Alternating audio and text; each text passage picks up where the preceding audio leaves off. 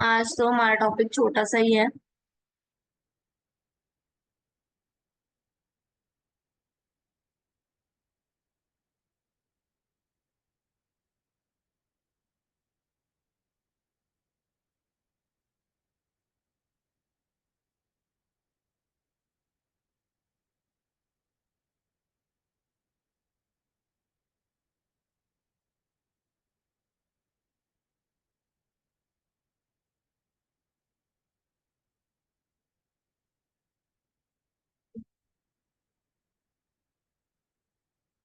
Fifth chapter करना है start.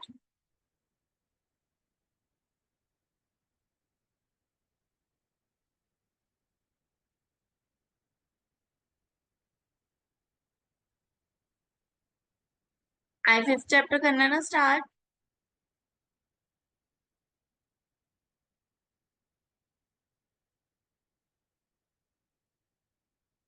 Okay, let's start the chapter.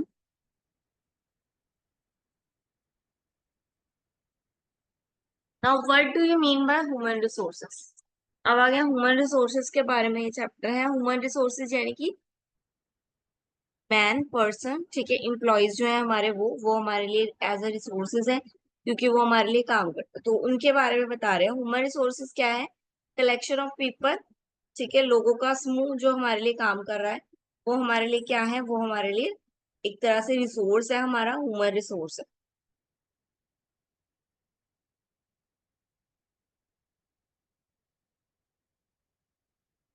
Now human resource management. Human resource management नाम से clear हो रहा है कि जो ह्यूमन रिसोर्स है, यानी कि जो लोग हैं, जिनका लोगों का समूह जो हमारे लिए काम करता है, उनको मैनेज कैसे करना है, ठीक है। उनकी पॉलिसीज, उनकी प्रैक्टिसेस, ठीक है, कैसे बनानी है कि हमारे लिए जो मैन है वो एक पर्सन हमारे लिए फुल आउटपुट देके जाए, ठीक है। यानी कि ऑर्गेनाइजेशन के गोल और इंडिविजुअल गोल दोनों फुलफिल कर सके। ऐसी कौन सी पॉलिसीज, कौन सी प्रैक्टिसेस करनी है, कैसे मैनेज करना है सब कुछ।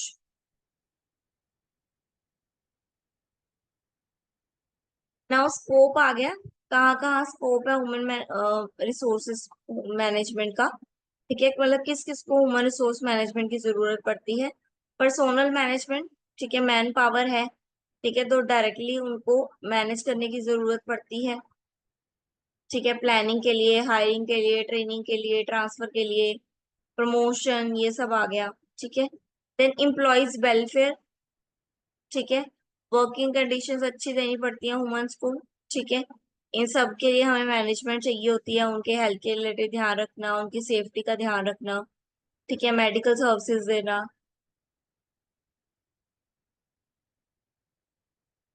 देन इंडस्ट्रियल रिलेशनशिप, इंडस्ट्री में रहकर यानी कि काम करते हुए उनको जो प्रॉब्लम्स फेस करनी पड़ रही है, ठीक है, उनको सॉल्व करना, ठीक है, म्यूचुअल एफर्ट्स करना।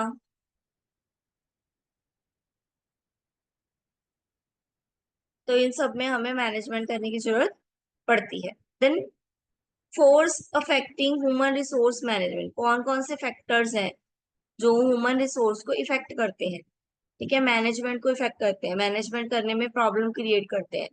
कौन कौन से फैक्टर है? सबसे पहले आ गया ऑर्गेनाइजेशन का इंटरनल फैक्टर, यानी कि ऑर्गेनाइजेशन के अंदर अंदर वाले फैक्टर्स।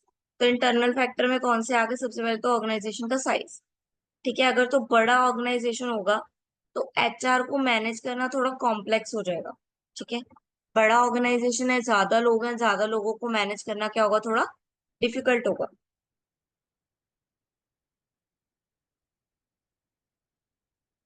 ऑर्गेनाइजेशन स्ट्रक्चर, अगर तो हायरार्की चल रही है, यानी कि टॉप से मिडल, मिडल से लोअर, फिर तो अच्छी बात है, फिर तो ऑर्गेनाइजेशन ठीक है, फिर तो मैनेज करना इजी है। लेकिन अगर कोई हायरार्की नहीं है, ठीक है, सब कुछ फ्लेक्सिबल है, तो थोड़ी सी एचआर को क्या करनी पड़ेगी? दिक्कत आएगी प्लानिंग करने में, मैनेज करने में, ठीक है। देन बिजनेस स्ट्रेटजीज, बिजनेस की स्ट्रेटजीज, ठीक है। कम्पिटिटिव स्ट्रेटजी है तो थोड़ा थोड़ा सा डिफिकल्ट है। ऑर्गेनाइजेशन का कल्चर, कल्चर कैसा है? बिलीव्स, वैल्यू, ठीक है, लोगों पे बिहेव, लोगों के साथ कैसा है? अगर तो स्ट्रॉन्ग इन्फ्लुएंस है लोगों के ऊपर वैल्यू का, ठीक है, ऑर्गेनाइजेशन में।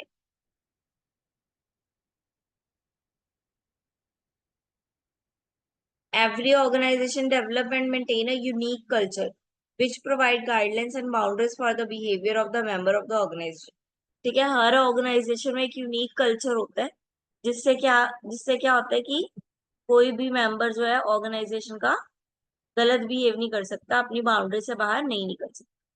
ठीक है, क्योंकि एक ऑर्गेनाइजेशन है, वहां पे हर तरह के बिलीव्स होंगे, हर तरह के लोग होंगे, तो एक यूनिक कल्चर बना दिया जाता है कि हमारे ऑर्गेनाइजेशन का ये कल्चर है, इसको तोड़ नहीं सकते आप कोई भी। ठीक है। Then top management and line management. Top management और लाइन मैनेजमेंट का जो डिफरेंस है, उसको मैनेज करना थोड़ा डिफिकल्ट हो जाता है। लाइन मानी कि लोअर लेवल वाले।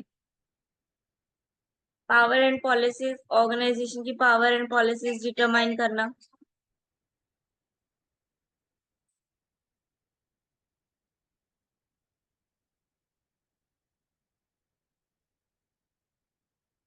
ठीक है। Then external factors. External factors में क्या हो गया? इकोनॉमिक इन्वायरमेंट हो गया, बाहर का।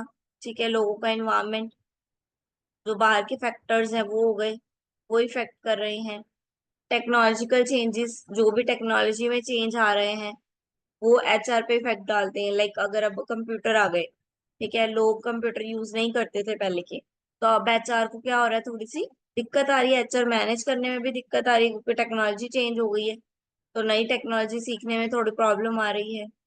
लीगल इन्वायरमेंट, जो लॉ चेंज हो जाते हैं, रूल्स पॉलिसीज चेंज हो जाती हैं वो।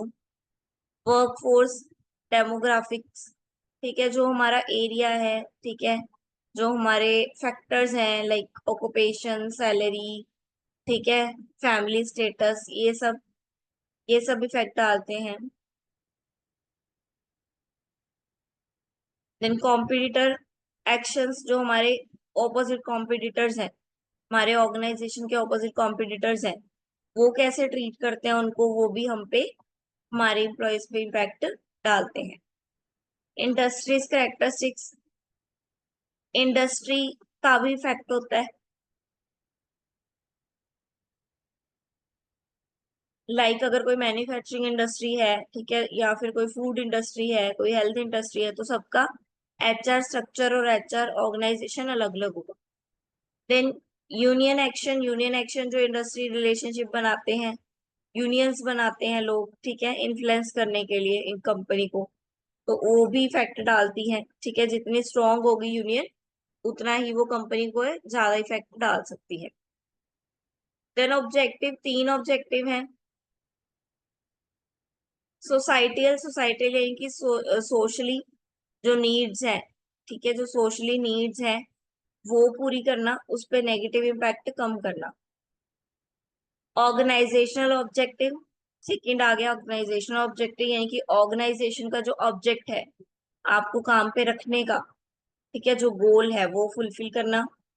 थर्ड आ गया फंक्शनल ऑब्जेक्ट, जिस काम के लिए आपको रखा गया है, जो ऑर्गेनाइजेशन की डिमांड है, उसको फुलफिल करना। देन पर्सोनल, पर्सोनल यानी कि आपका पर्सनल, जो आप एज अ पर्सन, आपके जो गोल्स है, ठीक है, या जो आप ऑर्गेनाइजेशन में कंट्रीब्यूट कर रहे हैं, उसको मेंटेन करना।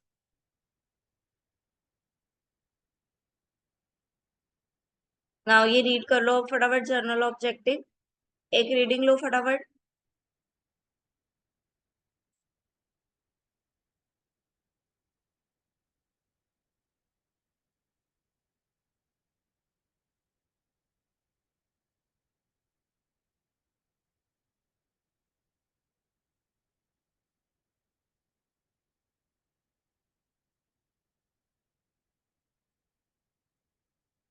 हाँ जी, रीड कर लिए जर्नल ऑब्जेक्टिव।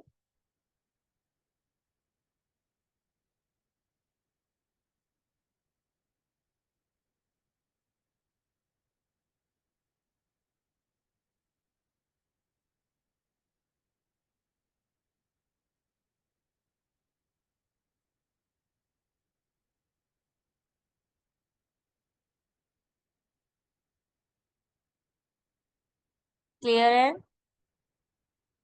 आगे चलूं?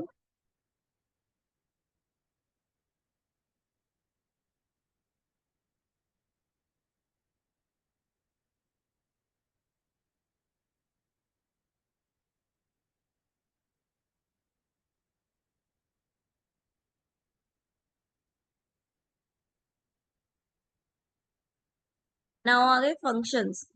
ह्यूमन रिसोर्स मैनेजमेंट के फंक्शंस क्या क्या है? Human resource management as an important role to play in organization to meet the challenges of the increasing competitive sectors। ठीक है, ह्यूमन रिसोर्स क्या है? सबसे इंपॉर्टेंट रोल प्ले करता है एक ऑर्गेनाइजेशन में अपने कॉम्पिटिटर से जीतने के लिए।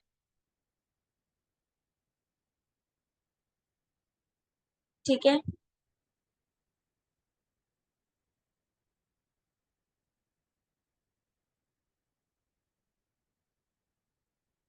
ठीक है। HR manager to configure the role and significance of human resource management.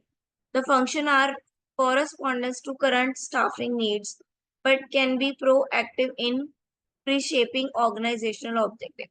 ठीक है, स्टार्ट वो कह रहे हैं, स्टार्ट कहाँ से होता है? स्टाफिंग से स्टार्ट होता है। एक पर्सन को हम रखते हैं, लेकिन मेन उसका मोटिव क्या होता है कि ऑब्जेक्टिव को शेप देना, ऑर्गेनाइजेशन के ऑब्जेक्टिव को फुलफिल करना। ठीक है, तो क्या क्या फंक्शन ह्यूमन रिसोर्स मैनेजमेंट में परफॉर्म किए जाते हैं? इसके दो मेन पार्ट हैं, एक मैनेजरियल फंक्शंस होते हैं और एक ऑपरेटिंग फंक्शंस होते हैं। ठीक है, ह्यूमन रिसोर्स मैनेजमेंट दो मेन पार्ट्स है, एक मैनेजरियल फंक्शन और एक ऑपरेटिंग फंक्शन। तो सबसे पहले मैनेजरियल फंक्शन यानी कि मैनेज करने के लिए फंक्शंस। तो सबसे पहले प्लानिंग। ठीक है, मैनेजमेंट का मेन फंक्शन है प्लानिंग। ठीक है, प्लान करना, फोरकास्ट करना कि आने वाले टाइम में क्या करना है, कौन सी टेक्निक लगानी है। देन ऑर्गेनाइजिंग, ऑर्गेनाइजिंग यानी कि ऑर्गेनाइज करना, आपके पास जो भी रिसोर्सेज हैं, जो भी अवेलेबल है, उन सबको ऑर्गेनाइज करना। देन डायरेक्टिंग, उस ह्यूमन रिसोर्स को डायरेक्ट करना, मतलब right person at a right place. Human को एक एक वर्कर को उसकी सही जगह बताना। देन कंट्रोलिंग, फिर उसके एक्शंस को कंट्रोल करना। ठीक है, उसकी परफॉर्मेंस को एनालाइज करना कि वो कैसे परफॉर्म कर रहा है। देन ऑपरेटिव फंक्शंस आ गए। ऑपरेटिंग फंक्शन में क्या है? पहले प्रोसीजर। ठीक है, एक पूरा प्रोसीजर तैयार होगा कि आपको कितने नंबर ऑफ पर्सन जो है प्लेस करने हैं ऑर्गेनाइजेशन में, आपको पता होना चाहिए। एक प्रॉपर प्रोसीजर तैयार होगा। देन जॉब एनालिसिस, फिर जॉब का एनालिसिस किया जाएगा कि किस जॉब के लिए आपको ह्यूमन रिसोर्सेज की नीड है। देन फिर प्लानिंग की जाएगी कि वहां पे ह्यूमन रिसोर्स जो रखना है वो कैसा होना चाहिए। ठीक है, प्रेजेंट और फ्यूचर को पूरा रिक्वायरमेंट को देखते हुए। देन रिक्रूटमेंट की जाएगी, यानी कि लोगों को एप्लीकेशन सबमिट करने के लिए कहा जाएगा कि जो जो जॉब करने के लिए विलिंग है वो अपनी एप्लीकेशन दे। देन सिलेक्शन, फिर उनकी सिलेक्शन की जाएगी। ठीक है, उनमें से चॉइस की जाएगी लोगों की।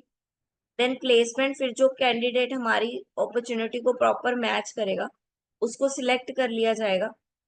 देन इंडक्टेड और प्लेसमेंट, फिर उसकी उस जगह पे प्लेसमेंट कर दी जाएगी, उस जगह पे उसको काम दे दिया जाएगा। देन डेवलपमेंट फंक्शंस भी आ गए कुछ। डेवलपमेंट फंक्शंस कौन से हैं? जो हमारी नॉलेज, स्किल्स को और वैल्यूज को इम्प्रूव करे, वो गए डेवलपमेंट फंक्शन। ठीक है, कि हम फ्यूचर में बेटर काम कर सकें। इसके लिए जो फंक्शंस होते हैं वो डेवलपमेंट फंक्शंस कहलाते हैं।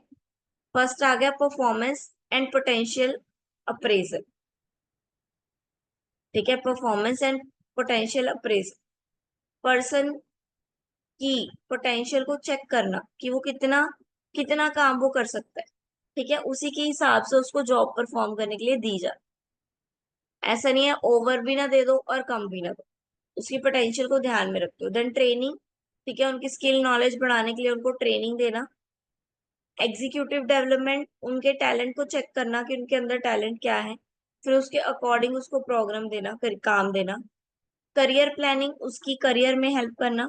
ठीक है, उसके करियर गोल्स फुलफिल करने में हेल्प करना, लाइक प्रमोशंस देके। ठीक है, मेंटेनेंस, मेंटेन करके रखना।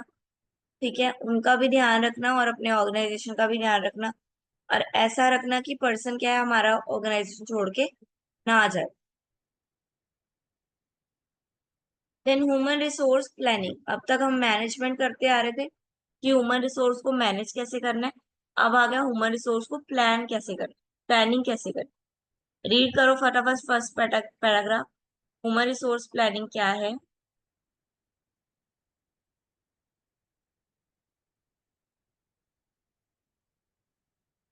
ह्यूमन रिसोर्स प्लानिंग क्या है? Is a process of identifying and then matching the human resource requirement and availability in order to determine the future HR activity of the organization on the basis of overall organization object। ठीक है, human resource planning क्या है? एक process है जिसमें हम match करते हैं कि ये पर्सन जो हम काम इसको फ्यूचर में देने वाले, क्या ये उस काम को कर सकता है, क्या ये ऑर्गेनाइजेशन के जो गोल है उसको फुलफिल कर पाएगा। उस तरह से प्लान करना, उसी पर्सन को रखना जो हमारे ऑर्गेनाइजेशन गोल को मैच करता हो।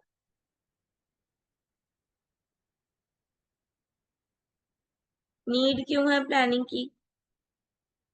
रिप्लेसमेंट करनी पड़ती है पर्सन की ऑर्गेनाइजेशन में, क्योंकि लोग रिटायर हो जाते हैं, ओल्ड हो जाते हैं, डेथ हो जाती है, तो नए पर्सन रखने पड़ते हैं, तो प्लानिंग जरूरी है।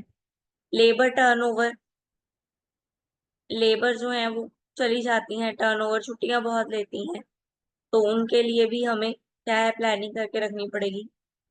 एक्सपेंशन प्लान, काम को बढ़ाना है अगर हमने, ठीक है, तो उसके लिए भी हमें मैन पावर चाहिए, तो प्लानिंग पहले से करनी पड़ेगी। टेक्नोलॉजी चेंज होती जा रही है, तो नए लोग नई टेक्नोलॉजी को अडॉप्ट करने के लिए भी हमें प्लानिंग करनी पड़ेगी। देन असाइनिंग नीड्स, जो भी नीड्स है, ठीक है, शॉर्टेज हो रही है, सरप्लस हो रही है, जो भी ऑर्गेनाइजेशन की नीड्स है उसको फुलफिल करने के लिए भी हमें प्लानिंग करनी पड़ेगी। अब प्लानिंग की प्रोसेस क्या है? सबसे पहले ऑर्गेनाइजेशन के प्लान को एनालाइज करना है, ठीक है, ऑर्गेनाइजेशन जो चाहती है उसको एनालाइज करना कि ऑर्गेनाइजेशन चाहती क्या है, ठीक है। देन फोरकास्टिंग करना, ओवरऑल ह्यूमन रिसोर्स की जो रिक्वायरमेंट्स होंगी उसको फोरकास्ट करना, लाइक अच्छी वर्किंग कंडीशन चाहिए, ठीक है, या हमें स्किल्ड लेबर चाहिए, वो सब सबको फोरकास्ट करना। देन एनालाइज करना ह्यूमन रिसोर्स सप्लाई को, कि क्या उतने ह्यूमन अवेलेबल है जितने हमें चाहिए, उससे ज्यादा है या उससे कम है। तो जैसे भी बनेगा, अगर तो ज्यादा ह्यूमन रिसोर्स अवेलेबल होंगे तो पेमेंट कम करनी पड़ेगी, और वहीं अगर ह्यूमन रिसोर्स कम होंगे तो हमें पेमेंट ज्यादा करनी पड़ेगी।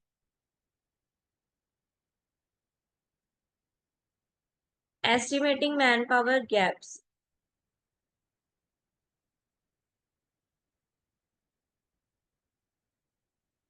जो भी सप्लाई और डिमांड में गैप आ रहा है उस गैप को क्या करना, एस्टिमेट करना कि कितना गैप है, ठीक है, फिर उस अकॉर्डिंग पर्सन को रिक्रूट करना, ठीक है, हमें कितने पर्सन चाहिए, कितने पर्सन विलिंग है जॉब के लिए, दोनों में जो गैप है उसको फुलफिल करना। देन एक्शन प्लानिंग फिर क्या है, मैन पावर को काम दे देना, ठीक है, गैप को फुलफिल कर देना, और फिर प्लान के अकॉर्डिंग काम करते रहना, और फिर चेक करते रहना कि क्या हमारा काम जो हमने एम्प्लॉय रखा है, जिस काम के लिए रखा है, क्या वो उसको फुलफिल कर पा रहे हैं या नहीं, ठीक है। Then modifying organisational plan, supply के हिसाब से, ह्यूमन रिसोर्स की सप्लाई से हिसाब से ऑर्गेनाइजेशन के प्लान को भी मॉडिफाई करते रहना। लास्ट में कंट्रोल एंड रिव्यू, फिर कंट्रोल करना कि एक्शन जो है जैसे सोचा था वैसे हो रहे हैं नहीं हो रहे, हो रहे हैं तो ठीक, नहीं हो रहे हैं तो रिव्यू लिखना कि ये प्लान के अकॉर्डिंग काम नहीं चल रहा है, इसको ठीक करो।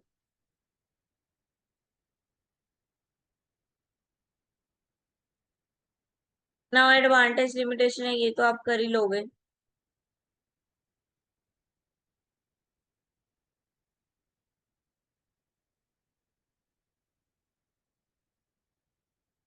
ऑब्जेक्टिव्स आ गए, क्यों करना है,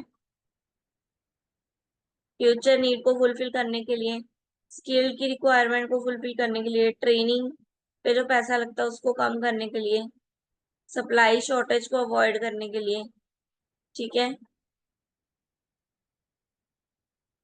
अब बैरियर्स, बैरियर्स यानी कि प्रॉब्लम्स, कौन कौन सी प्रॉब्लम्स फेस करनी पड़ती हैं, resistance by employees and employ,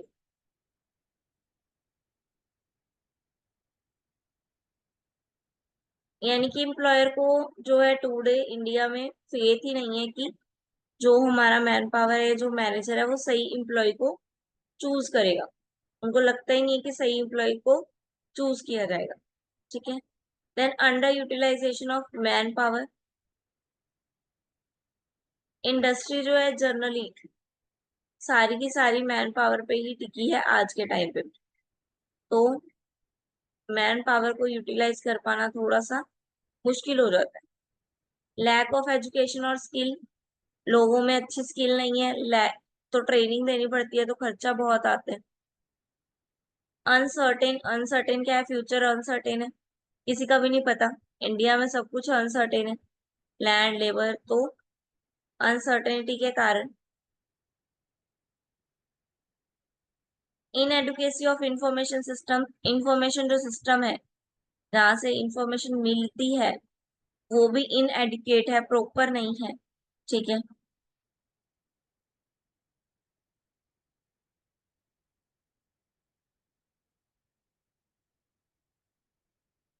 high rate of executive turnover, लोग क्या है फटाफट काम सीखते हैं और क्या करते हैं, ट्रेनिंग लेके छोड़ देते हैं काम, जिसकी वजह से जो ऑर्गेनाइजेशन है उसको बियर करना पड़ता है।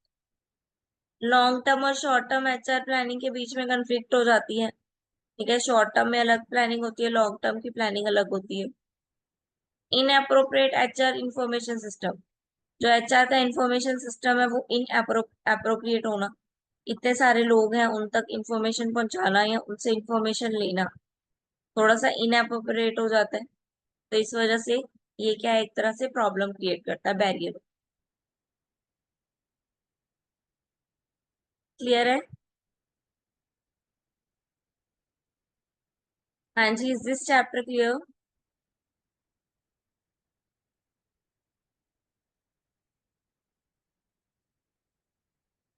ये रहे क्वेश्चंस। Very good. हाँ जी, तो चैप्टर 5 हमने कर लिया आज, तो कल हम चैप्टर 6 कंटिन्यू करेंगे। आज का चैप्टर क्लियर है? किसी को कुछ पूछना है? वैसे तो इजी था, एचआर पे था। अगर आपको ना भी समझ आए तो आप अपने ऊपर लेके देख लो कि एज एचआर, ठीक है, जब भी कुछ पूछा जाए ना तो खुद बन जाया करो। एचआर मैनेजमेंट पूछा है तो मतलब आपको खुद को मैनेज करना है। आप सोचो कि मैं कैसे एचआर को मैनेज कर सकता हूँ, वो पॉइंट लिख दो। ठीक है, एचआर को प्लान करना है तो मैं कैसे प्लान कर सकता हूँ एचआर को, वो पॉइंट लिख दो। ठीक है, खुद पे देखा करो, आप एज अ ऑर्गेनाइजेशन देखा करो कि मैं ऑर्गेनाइजेशन हूँ। क्लियर है? चैप्टर क्लियर है पूरा?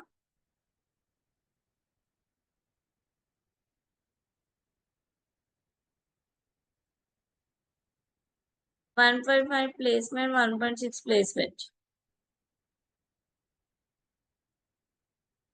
डिफरेंस। एक मिनट।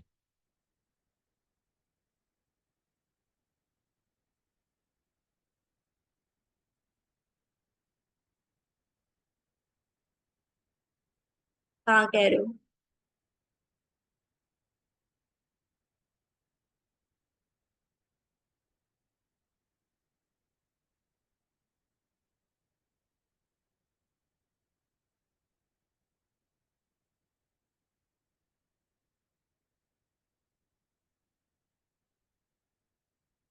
ये दोनों में फर्क कह रहे हो, प्लेसमेंट और इंडक्टिव और प्लेसमेंट में?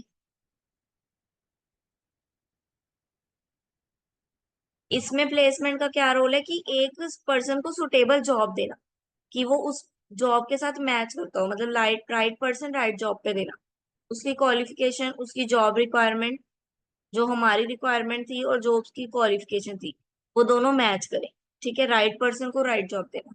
और 1.6 प्लेसमेंट में वो क्या कह रहे हैं कि नए एम्प्लॉय को अपनी वर्किंग इन्वायरमेंट के साथ क्या करना, फैमिलियर कर लेना, फ्रेंडली कर लेना, यानी कि उसको कॉन्फिडेंस देना कि आप जो आए हो सही जगह पे आए हो, आप सही जगह पे काम कर रहे हो, उसको थोड़ा होम लाइक फीलिंग देना।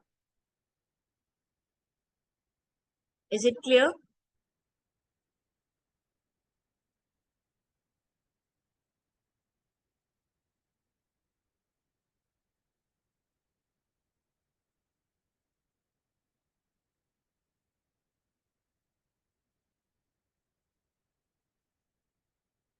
Okay, any other doubt?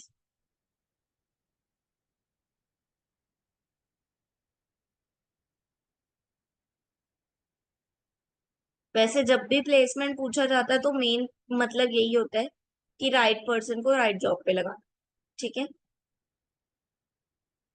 यानी कि वो पर्सन का मैच करे, वो पर्सन मैच करे ऑर्गेनाइजेशन के गोल के साथ और उसकी जॉब रोल, दोनों मैच करते हो। Okay, the next chapter will be continue tomorrow.